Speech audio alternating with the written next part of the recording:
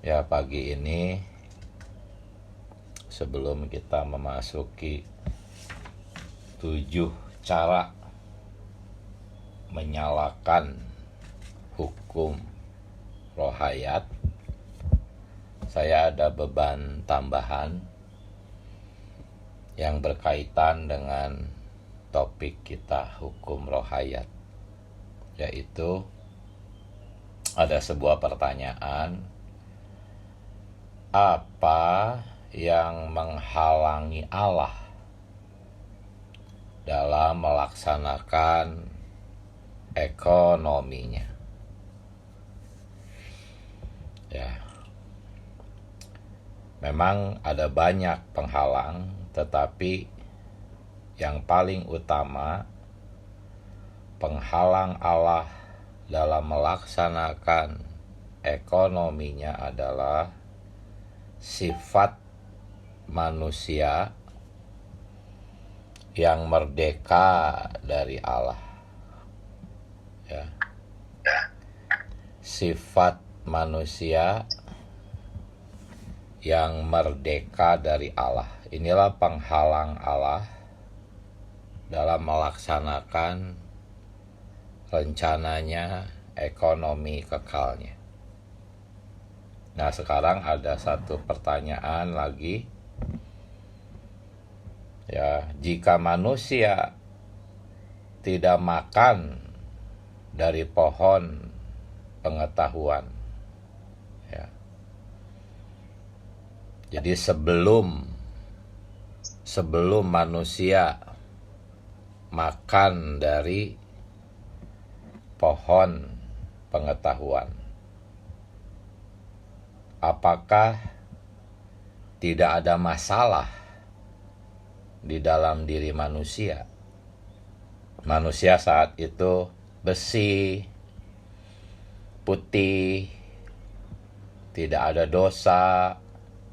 Pertanyaannya, apakah sebelum manusia jatuh makan dari pohon pengetahuan tidak ada masalah di dalam diri manusia? Tidak ada penghalang Allah melaksanakan ekonominya? Ya, sebelum manusia makan dari pohon itu, keadaan manusia yang tanpa dosa itu, apakah di dalam manusia yang sedemikian putih bersih tidak ada penghalang? Penghalang bagi Allah melaksanakan rencananya? Mungkin kita berpikir ya, manusia masih polos, murni, bersih, putih, tanpa dosa. Seharusnya tidak ada masalah. Kita berpikir mungkin seperti itu. Manusia yang belum jatuh ke dalam dosa seharusnya tidak ada masalah apa-apa. Ya, bagi apa? Bagi rencana Allah. Benarkah ya, manusia yang masih polos, murni, tanpa dosa itu tidak memiliki suatu penghalang bagi rencana Allah? Ya. Sebetulnya walaupun manusia yang bersih dan putih itu tanpa dosa, ya, di dalam manusia ada satu penghalang bagi Allah untuk melaksanakan rencananya. Penghalangnya itu adalah sifat merdeka dari Allah. Sifat merdeka ini dimiliki oleh manusia bahkan sebelum manusia makan dari pohon pengetahuan. Manusia masih bersih tanpa dosa. Tetapi keadaan manusia saat itu masih merdeka. Dia tempatkan di hadapan dua pohon dalam posisi seorang manusia yang merdeka. Nah, sifat merdeka ini akan menghalang-halangi Allah dalam melaksanakan rencananya, ekonominya. Ya.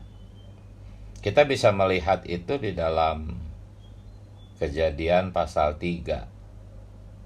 Ketika di situ ayat pertama, ular menghampiri perempuan itu, lalu mengajaknya bercakap-cakap.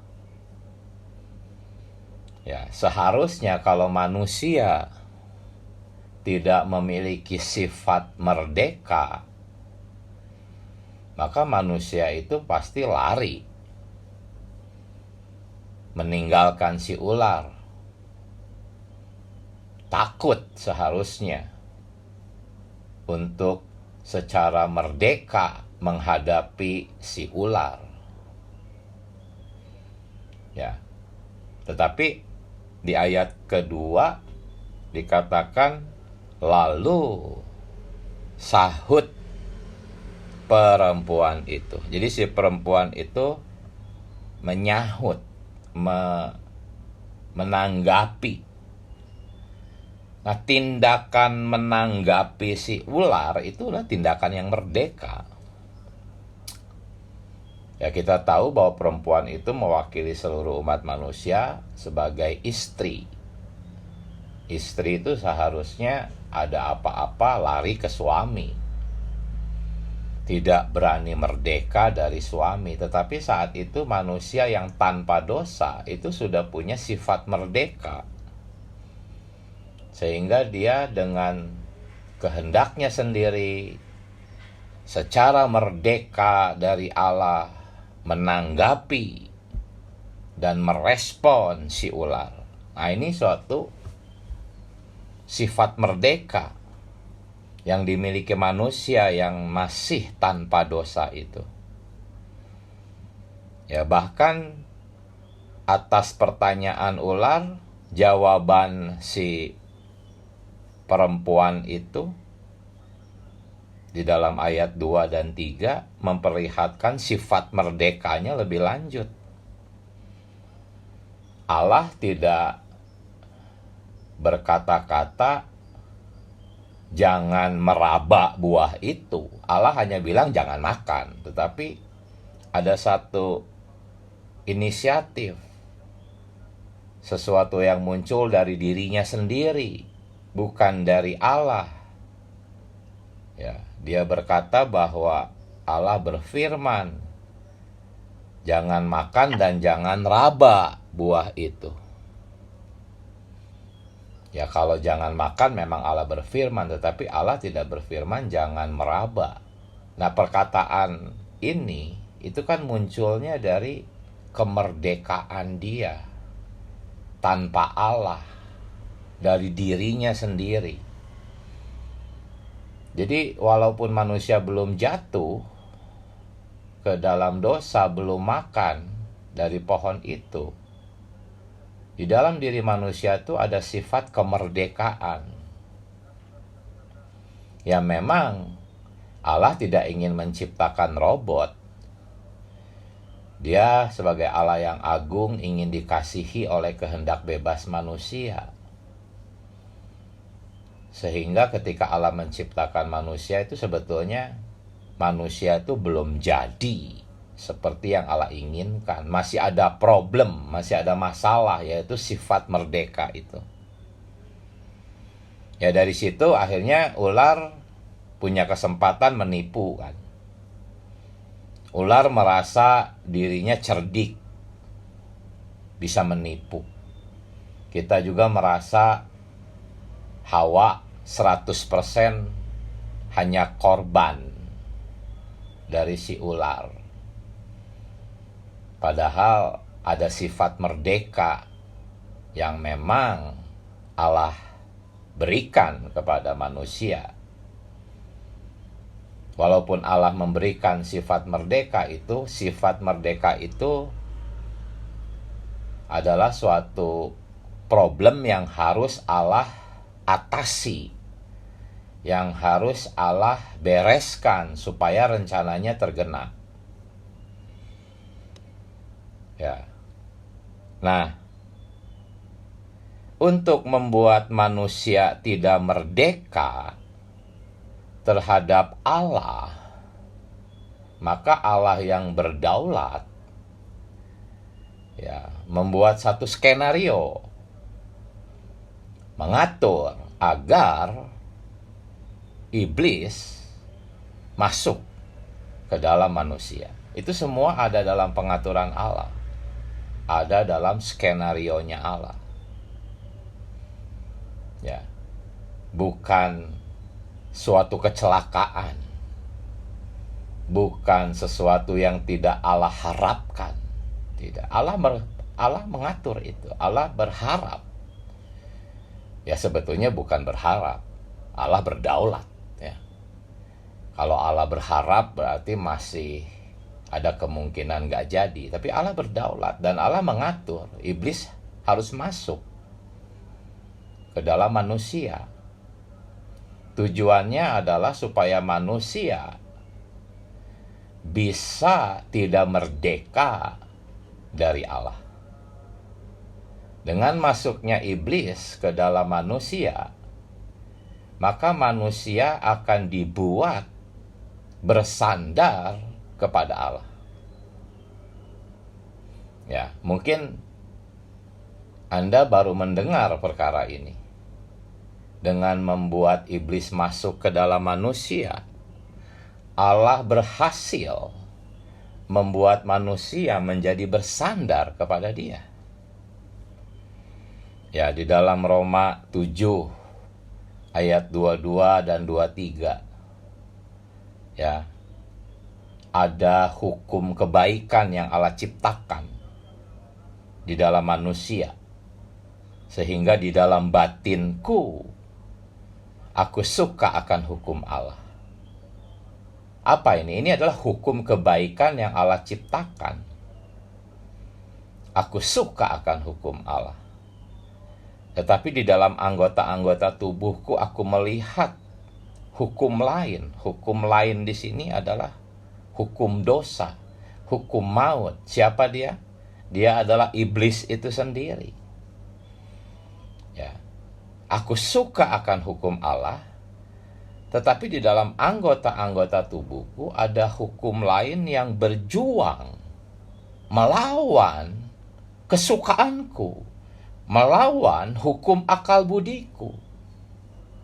Ini suatu keadaan yang membuat manusia tuh menderita. Ya. Aku ingin yang baik, tetapi di dalam diriku ada perlawanan. Sehingga apa? Dikatakan di ayat 23, aku menjadi tawanan.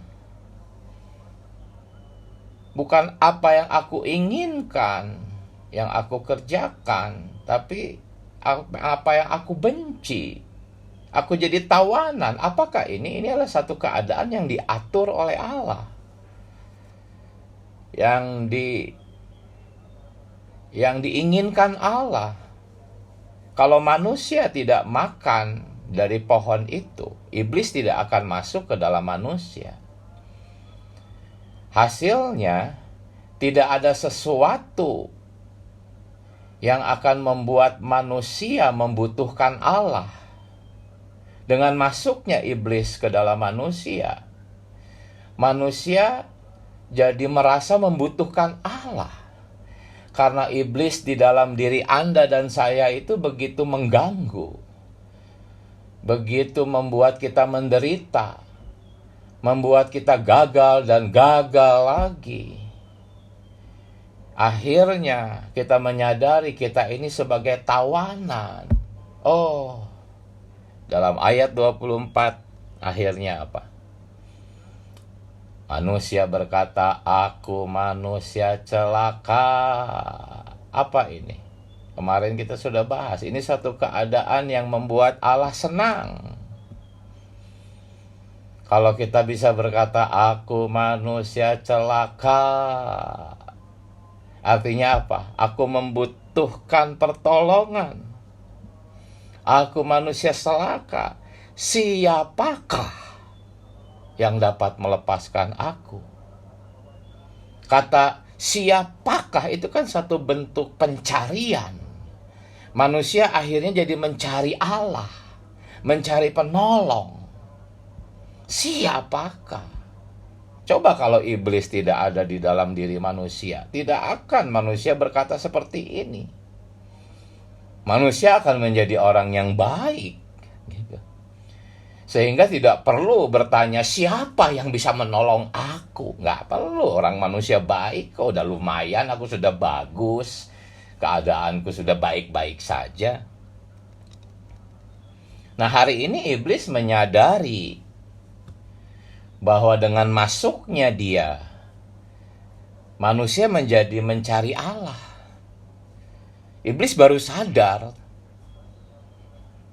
sehingga dia berusaha membuat manusia itu merasa dirinya baik, gitu. Tetapi kita, orang-orang yang sudah dipilih oleh Allah,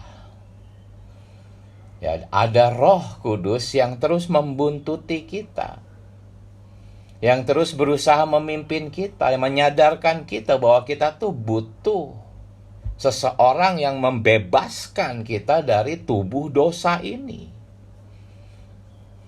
Ya, iblis tidak akan berhasil membuat kita menjadi orang yang merasa nyaman dan baik-baik saja. Tidak, karena di dalam diri kita ya sudah diatur oleh Allah walaupun belum percaya. Ada banyak orang-orang pilihan Tuhan yang hari ini belum percaya, belum menerima Tuhan. Tetapi 1 Petrus 1 ayat 2, sejak dia dari kandungan sudah dibuntuti oleh Roh, diganggu terus, sampai akhirnya menerima hayat masuk ke dalam. Ya, jadi coba kita lihat pertama-tama penghalang Allah dalam melaksanakan rencananya itu adalah sifat merdeka. Kalau manusia menjadi orang baik, dia tidak akan merasa butuh Allah. Tetapi karena ada iblis masuk, mengganggu dia, menggagalkan dia untuk menjadi orang baik sesuai dengan hukum akal budi yang Allah ciptakan, ingin menjadi baik, gagal karena ada iblis di dalam. Akhirnya manusia jadi mencari Allah. Dan akhirnya Allah berhasil membuat manusia bersandar kepada Allah. Jadi kalau Anda mengalami suatu kondisi yang membuat Anda berkata, aku manusia celaka, aku tidak baik-baik saja, itu bagus. Itu akan membuat Anda bersandar kepada Allah. Memang itu skenarionya Allah kok. Ya. Nah, cuma sungguh sayang ada banyak di antara kita yang tidak menyadari ini, dan iblis menipu kita. Iblis berkata kepada kita bahwa kita ini orang baik, kita ini baik-baik saja, kamu tidak berbuat jahat. Terus iblis mengajarkan kebaikan demi kebaikan macam itu. Ya, di kekristenan itu kan seperti itu, saudara-saudari.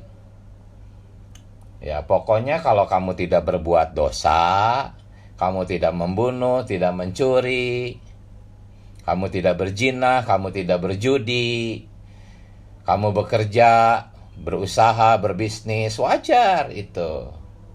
Silahkan, Senin sampai Sabtu kamu hidup normal, menjadi karyawan, mahasiswa, berbisnis, seminggu sekali datang, kasih puluhan, udah kamu bagus, kamu baik.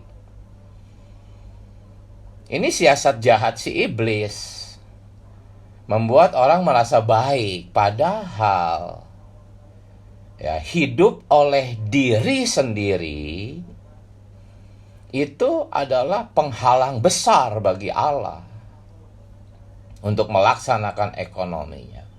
Penghalang yang terbesar itu sebetulnya bukan dosa.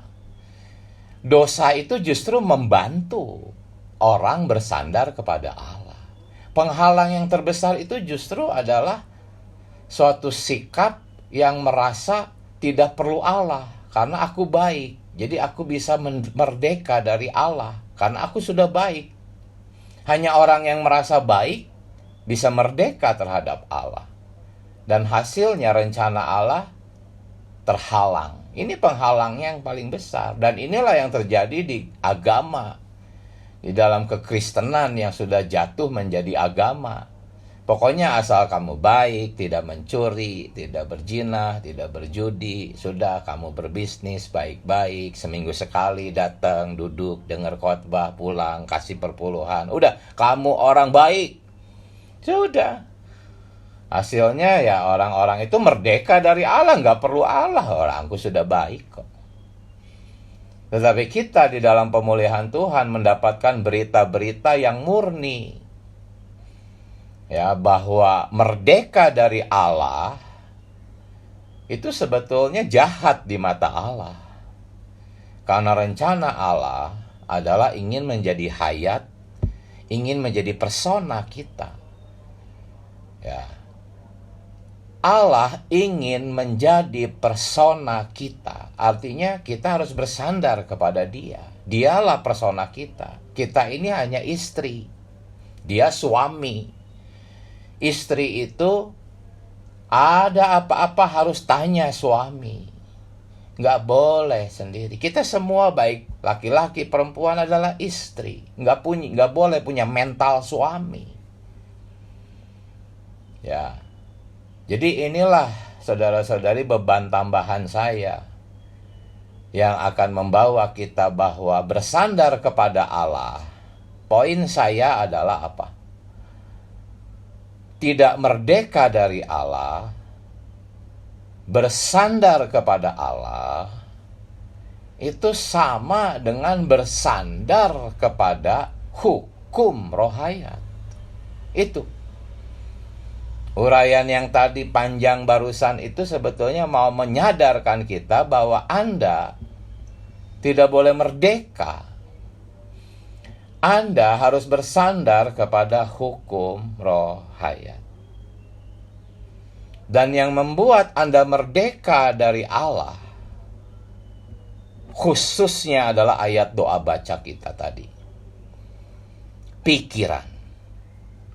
Pikiran yang merdeka dari Allah, berarti Anda merdeka dari Allah.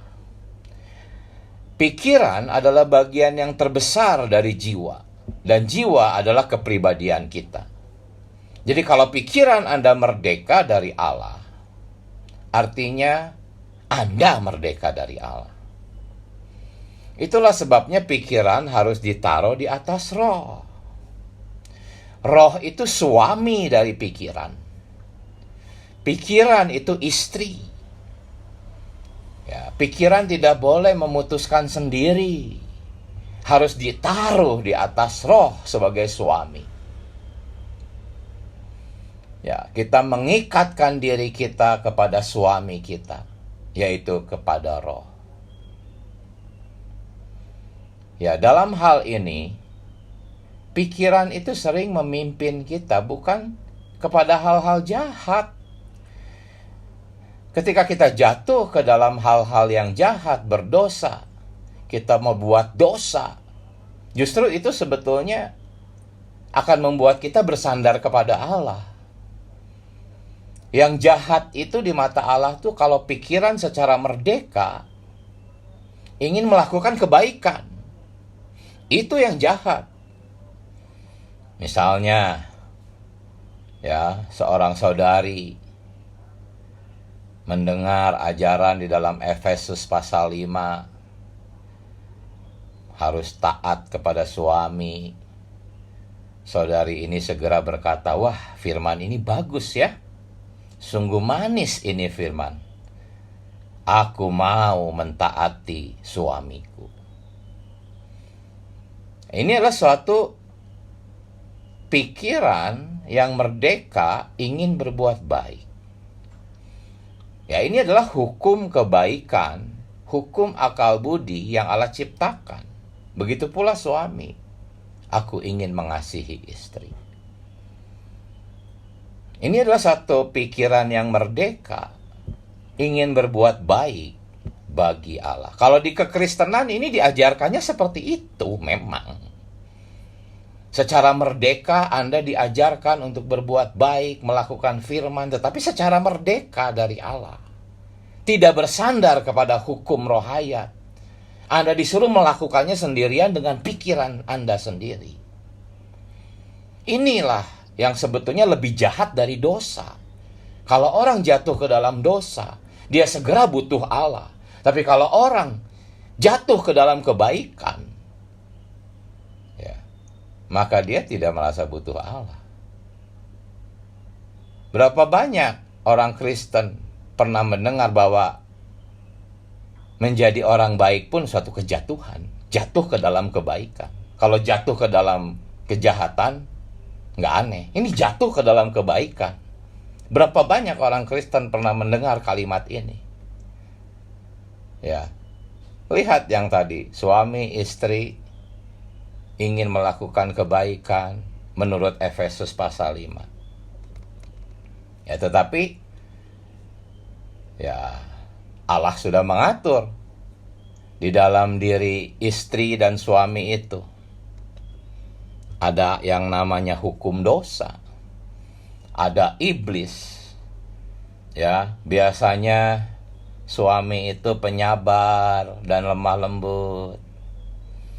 Ketika istri mau bertekad dengan merdeka, mau taat kepada suami, tiba-tiba suaminya jadi galak. Akhirnya apa? Istri gagal melakukannya. Tadinya mau taat, suaminya jadi galak, jadi menyebalkan. Ya gagal lah akhirnya. Itu semua udah dalam skenario Allah. Coba kalau si istri berhasil taat kepada suaminya oleh kekuatan tekadnya sendiri, oleh kekuatan pikirannya sendiri. Ya, maka si istri suami jadi merdeka, tidak bersandar. Kan ini yang diajarkan di dalam kekristenan. Orang-orang disuruh berbuat baik, orang-orang baik yang memang pada dasarnya dirinya sendiri yang baik, itu dipuji-puji setinggi langit, menjadi teladan, menjadi pedoman.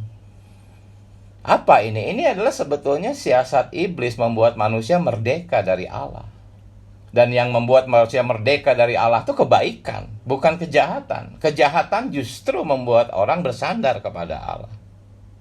Ya, akhirnya si istri menyadari dia gagal. Akhirnya dia berdoa, bertobat. Tuhan, aku tidak mampu. Bagus ini.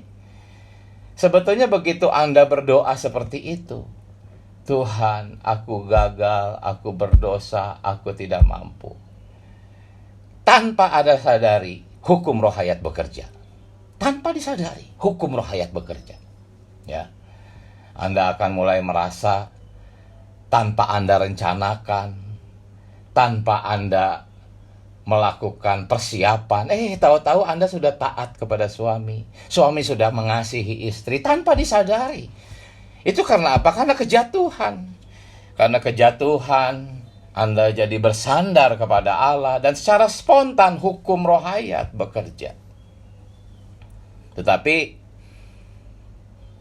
penyakit kita adalah ketika kita mengalami itu, hukum rohayat bekerja, kita menjadi suami yang mengasihi istri, istri menjadi istri yang mentaati suami, lalu mulai sombong.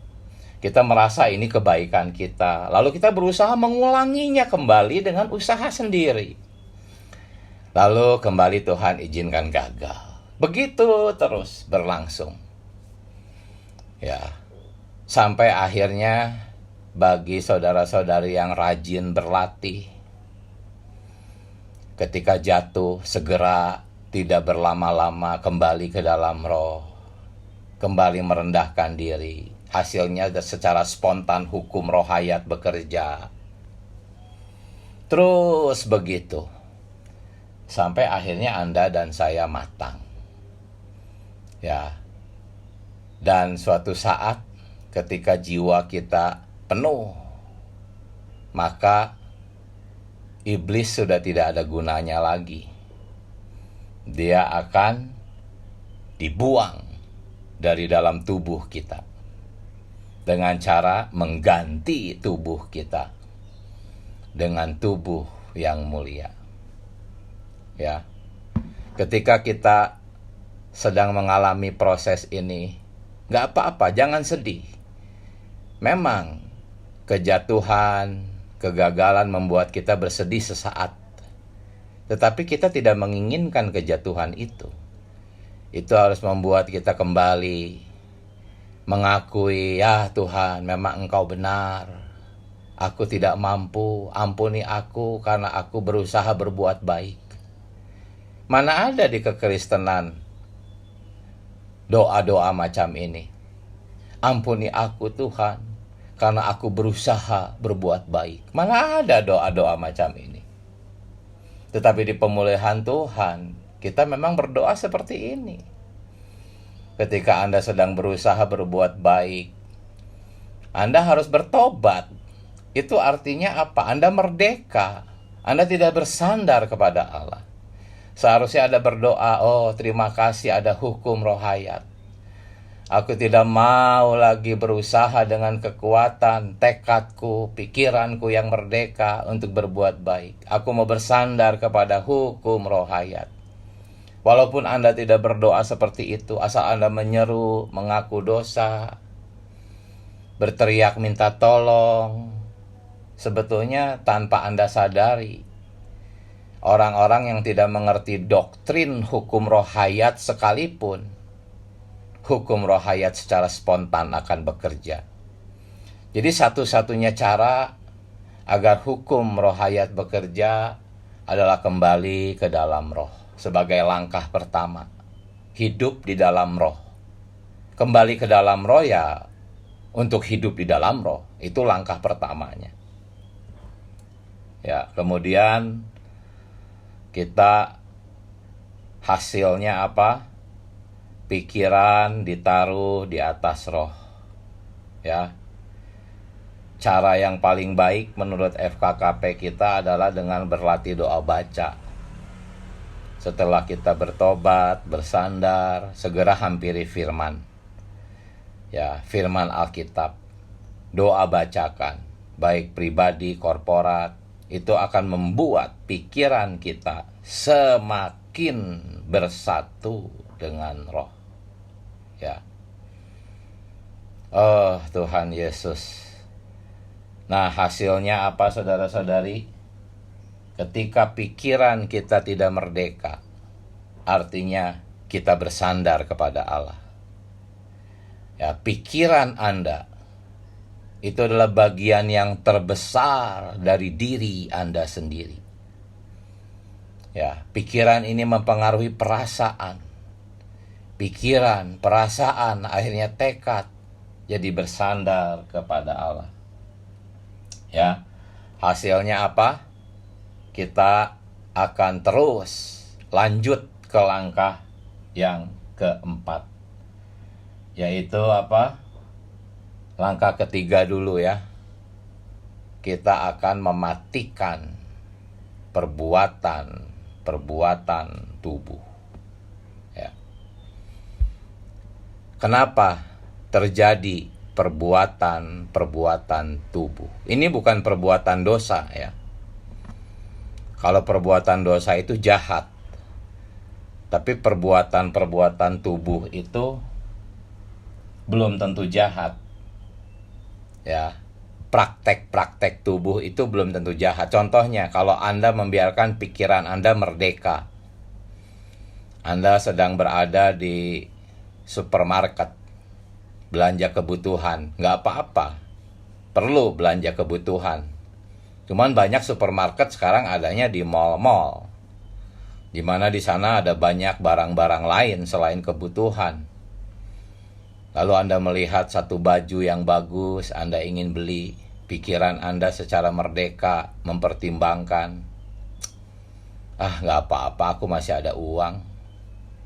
Ya. Lalu pikiran Anda secara merdeka berkata, saya kan sudah kasih persembahan untuk pembangunan balai sidang. Nggak ada salahnya aku beli baju ini. Ya, itu pikiran merdeka. Ini awal dari perbuatan-perbuatan tubuh. Belum tentu selalu berdosa, ini hal beli baju. Tetapi aneh, ketika Anda mempertahankan pikiran Anda yang merdeka, ya, mungkin saat itu Anda belum beli bajunya, tetapi terus dipikirin itu baju, tanpa bersandar kepada hukum roh hayat, tanpa kembali ke dalam roh, terus dipikirin. Pas hari Minggu Anda sidang, Anda sudah tidak bisa lagi seperti yang lalu. Roh Anda sudah lembam.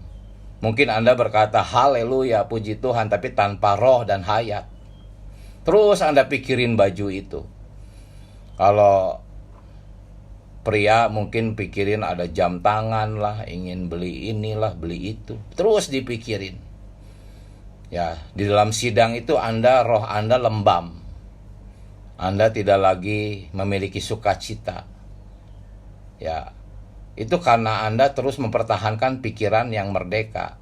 Akhirnya apa? Perbuatan tubuh terlaksana, praktek tubuh terlaksana. Anda beli barang itu. Ya, makin beralasan, jangan terlalu fanatik. Jangan lebay lah, di pemulihan mah lebay. Soal beli baju aja juga harus tanya Tuhan, apa-apaan, fanatik. Nah, itu mulai berkembang pikiran merdekanya itu. Ketika Anda mulai membelinya, memakainya, Anda bukan lagi mati. Kemarin-kemarin Anda di dalam sidang masih bisa berkata haleluya, puji Tuhan, walaupun tanpa roh. Tetapi ketika itu berlanjut sampai Anda membelinya, mulut Anda udah terkatup, diam, udah nggak bisa lagi ngomong haleluya puji Tuhan, walaupun cuma tata cara juga udah nggak bisa. Itu udah bukan mati lagi, udah dimasukin peti mati itu, siap dikubur itu. Ya, pikiran yang merdeka menghasilkan praktek-praktek tubuh, dan praktek-praktek tubuh itulah orang-orang yang tidak dipimpin oleh roh Allah. Kita gagal melaksanakan poin keempat itu. Tetapi haleluya, ada poin kelima. Poin kelima ini adalah saklar untuk kembali menghidupkan saudara-saudari. Kita menyeru nama Tuhan. Kita bertobat, Tuhan. Kemarin di sidang aku begitu mati. Aku menderita, Tuhan. Yang lalu-lalu aku begitu bersuka cita dalam setiap sidang. Aku berselera terhadap firman. Sekarang aku mati. Puji Tuhan, ada langkah kelima. Kita segera pijit saklarnya. Setelah kita dipijit saklarnya, langkah yang keenam, ada kesaksian di dalam roh, saudara-saudari. Roh kita mulai bersaksi. Ketika roh mulai ada kesaksian, jangan diam mulutnya, perkatakan kesaksian ini. Ya, mulai perkatakan. Di hadapan iblis, di hadapan para malaikat, perkatakan kesaksian ini. Maka Anda menjadi semakin kuat, dan hasilnya Anda akan mulai mengeluh. Mengeluh di sini tuh bukan mengeluh kondisi keadaan dirimu sendiri, tapi berdoa syafaat.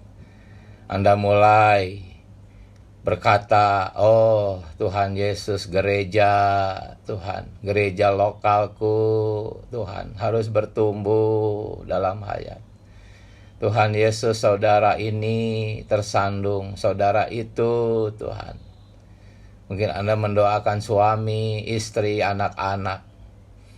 Anda mengeluh, di dalam keluhan itu Anda tidak terlalu banyak berbicara. Anda hanya menyebutkan satu persatu. Karena keluhan-keluhan ini tidak terucapkan, tetapi Anda akan dibuat semakin hidup, semakin aktif hukum roh hayatnya. Ya, jadi saya tidak menjelaskan definisi hukum roh hayat. Itu sulit dijelaskan. Anda belajar saja sendiri. Tetapi yang saya sampaikan di sini adalah bagaimana mengaktifkan hukum roh hayat. Memahami hukum roh hayat itu jauh lebih sulit daripada mengaktifkannya. Ya, Anda pasti memahami dari semua pembagian nikmat saya bagaimana mengaktifkan hukum roh hayat. Nggak apa-apa. Anda tidak mengerti hukum roh hayat, nggak apa-apa. Tetapi Anda laksanakan ini semua, maka hukum roh hayat akan aktif di dalam Anda. Ya. Dan hukum roh hayat ini adalah roh, saudara-saudari. Dan lambang yang paling kuat dari roh adalah udara. Kata roh itu sendiri berarti pneuma, udara. Ya, lambang roh itu udara.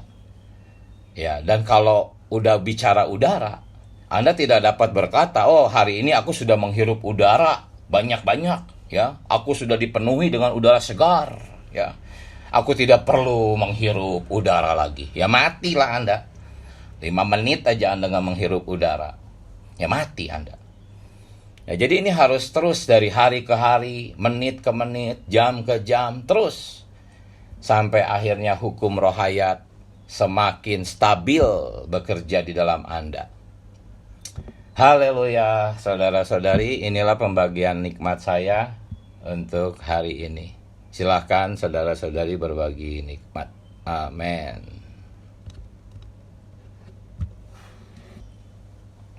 Amin. Puji Tuhan. Silakan saudari, waktunya berbagi nikmat. Tuhan Yesus, silakan saudara Michael.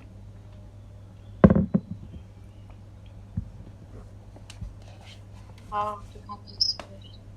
Baik, menunggu saudari yang lain bagi nikmat, saya juga menyampaikan kenikmatan saya.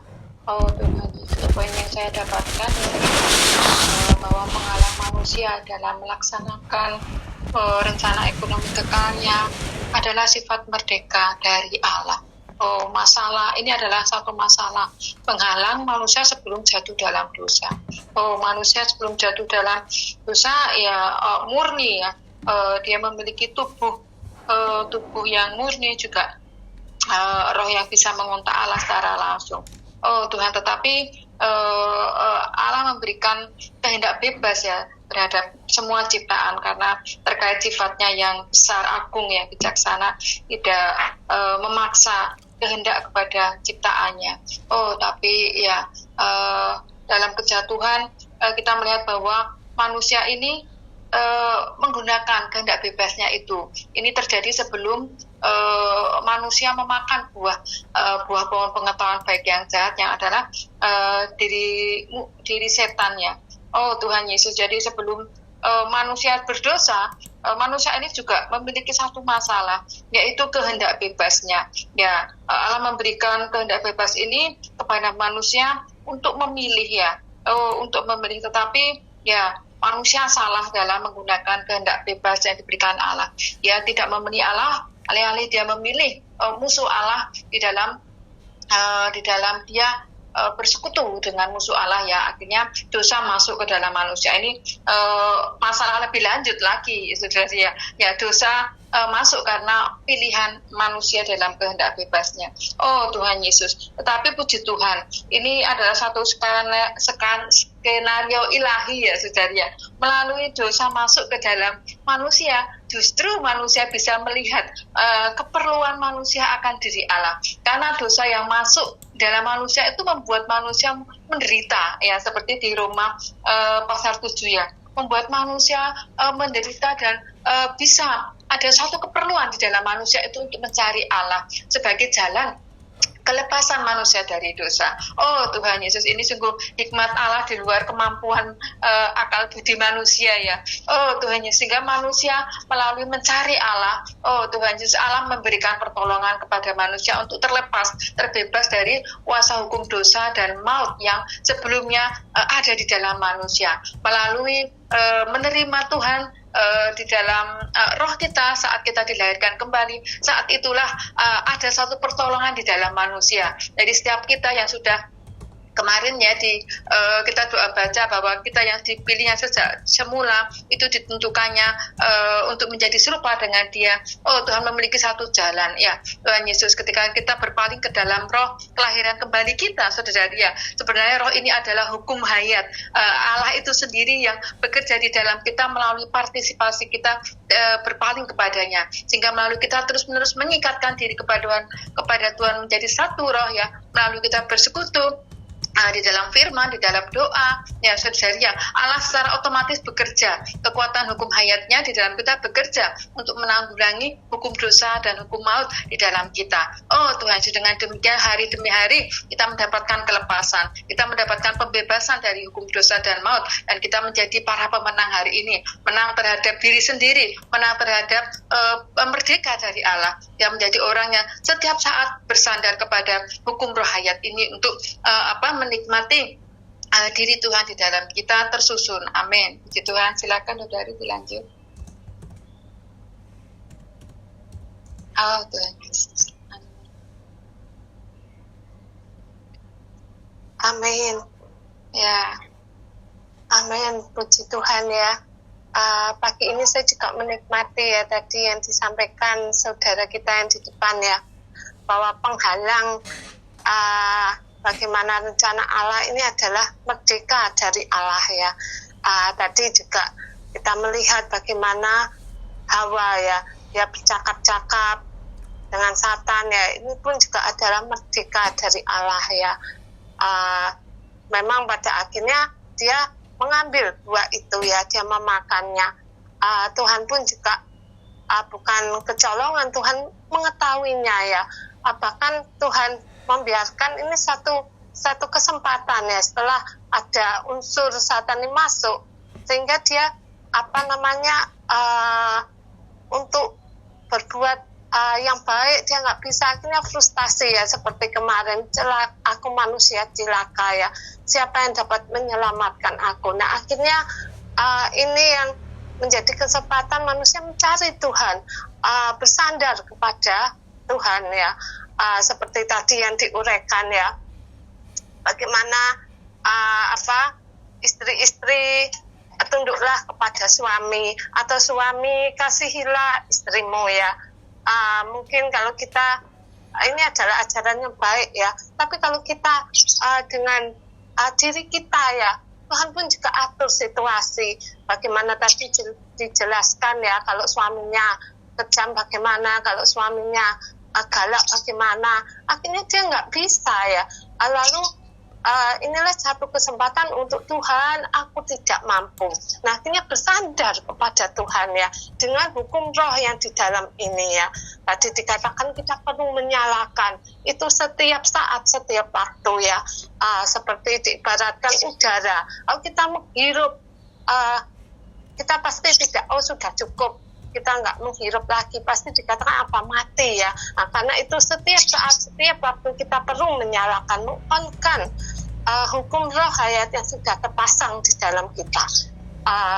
Praktisnya ada menyeru nama Tuhan ya, dan langkah-langkahnya kita juga kita juga sudah tahu ya.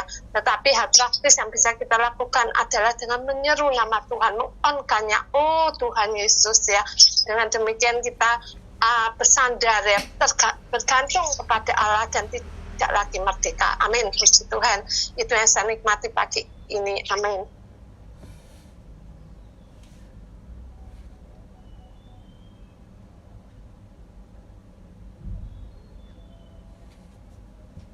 Puji Tuhan. Silakan dilanjut saudari. Dari Marta, saudari Nora, dari Sri, saudari Fanya, dari yang lain, dari Siana. Ya. Amin. Saya menikmati berita saudari ini tadi. Dia bilang karena di dalam manusia kita memang sudah ada sifat merdeka, ya. Seperti yang digambarkan oleh Hawa waktu dia makan pohon pengetahuan baik dan jahat, kan ia merdeka tanpa bersekutu dengan suaminya, langsung dia mengambil buah itu, akhirnya jatuh. Nah, sifat merdeka itu juga sudah memang dimiliki oleh manusia. Nah, tadi saudara mengatakan kadang-kadang kita bisa jatuh bukan karena mengerjakan pekerjaan-pekerjaan yang jahat, tapi mengerjakan pekerjaan yang baik tanpa bersandar Tuhan. Itulah salah satu kehidupan manusia. Bersandar diri sendiri itu adalah merdeka. Tapi di dalam penjelasan saudara kami tadi bahwa ternyata untuk kita kembali, dibilang kan hukum hayat di dalam kita itulah yang akan terus bekerja dan beroperasi untuk mengingatkan kita bagaimana kita mau hidup bersandar Dia. Kalau tanpa bersandar Dia, pasti semua yang kita lakukan itu merdeka. Nah, dia bilang tadi langkah pertama untuk kita hidup di dalam hukum hayat adalah menaruh pikiran kita di atas roh. Nah, kalau pikiran kita itu tidak butuh kembali ke roh, pasti kita akan merdeka mengerjakan sesuatu dengan pikiran kita. Lalu langkah yang berikut dia saudara kita mematikan perbuatan-perbuatan tubuh. Nah, itu langkah.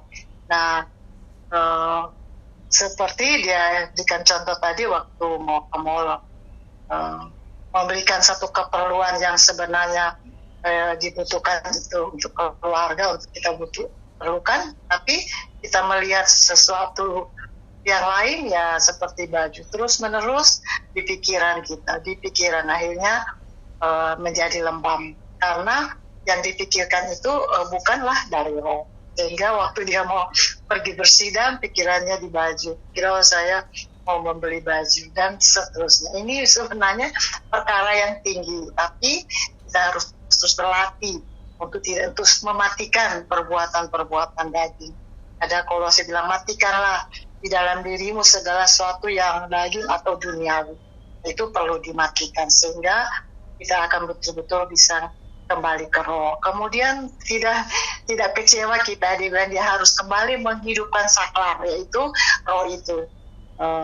Dalam sidang yang tadinya lembam karena memikirkan perkara-perkara yang di luar Kristus, kembali bisa dihidupkan karena menghidupkan roh itu kembali di dalam. Inilah hukum roh hayat. Lalu kemudian setelah itu kita ada kesaksian dalam roh. Karena pengalaman kita yang lemah itu kembali saat dihidupkan, pasti ada kesaksian di dalam roh. Nah, kemudian dia bilang di situ kita harus ada doa syafaat terhadap gereja. Doa syafaat itu kita mungkin tidak banyak berbicara, tapi roh yang di dalam kita akan berkeluh kesah. Untuk gereja lokal harus ada banyak orang bertumbuh, ada saudara-saudara yang dalam keadaan kesulitan, kita bisa berkeluh kesah di hadapan Tuhan. Dan banyak keperluan gereja lokal, kepentingan gereja itu perlu kita bersyafaat, mendoakannya. Nah, inilah kepentingan Tuhan pada waktu kita ada di dalam roh hayat itu, karena hayat itu yang mengendalikan kita. Kalau tanpa hayat, pasti kendali kita adalah tadi merdeka atau hidup di dalam daging. Jadi di sini kalau kita memikirkan hal-hal yang dari daging, pasti daging. Kalau kita memikirkan hal-hal dari roh, pasti adalah roh. Inilah yang terus latihan kita setiap hari supaya roh memperhidupkan roh hayat di dalam kita, pasti akan mematikan semua perbuatan-perbuatan daging atau merdeka kita di hadapan Tuhan. Puji Tuhan.